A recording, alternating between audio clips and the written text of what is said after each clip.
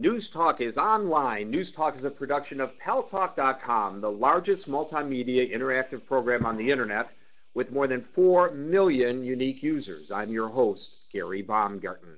Well, the country and much of the world has been transfixed watching the developments in Utah, Huntington, Utah, where 6 coal miners were trapped and 3 others were killed trying to rescue them. So far, they have drilled 5 holes down into the cavern in areas where they hoped to find the coal miners, hopefully alive, some sign of life.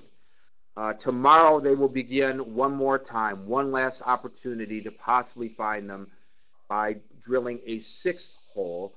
If they are unsuccessful, then they're going to entomb them forever at the scene of the disaster. Very unfortunate. The family members were confident that the operators of the mine would bring them home, dead or alive, but bring them home nevertheless. They've been unsuccessful in doing that. Bob Murray, who is the CEO of Murray Energy, said yesterday this is the last hole. He has applied to the federal government for permission to shut the mine down for good. He's also not optimistic that drilling the 6th hole will prove successful. Basically, it's like pin the tail on the donkey. They're drilling blind and hoping to pin the tail in the right spot. And it's been a long time, and I'm sure even those of us who are not experts in this field recognize that if anything, if they are successful, the chances are it'll be a recovery, not a rescue operation. Anyway, the whole issue of how we get our energy here in the United States and around the world is one that has been controversial.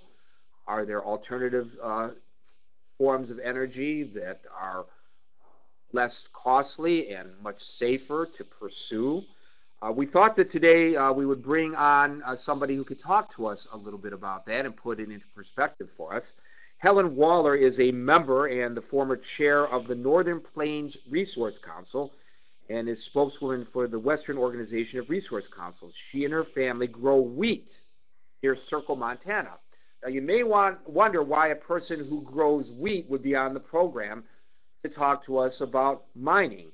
Well, Hellen Waller is a longtime advocate for family farming and ranching and has challenged plans to develop coal resources and liquid coal. In the early 70s, huge energy corporations threatened the homes and livelihoods of ranch families in the area where she resides. Those families and others from across Montana formed the Northern Plains in 1972. The Northern Plains Resource Council's early efforts led to passage of a state strip mine law and other landmark legislation to protect Montana's natural resources. Northern Plains was also a national leader in securing passage of the historic federal strip mine law back in 1977. Hellen Waller, we welcome you to News Talk Online on paltalk.com. Thank you. So, Hellen, please tell us from your perspective, would there be a better way of gaining energy resources for people in the United States and elsewhere? And was this mine disaster and previous ones, were they avoidable? And can other mine disasters be avoidable, prevented in the future?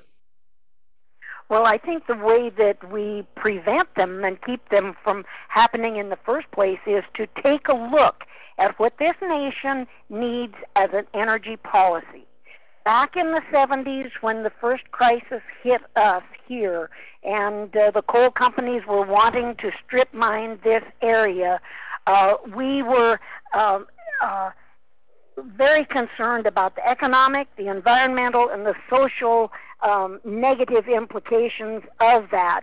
And we looked for alternatives, and we knew at the time that efficiency and alternatives were available. But today, this many years later, 30 years later, we are at a point where technology has advanced the renewable resources to the point where coal should no longer be in the picture at all.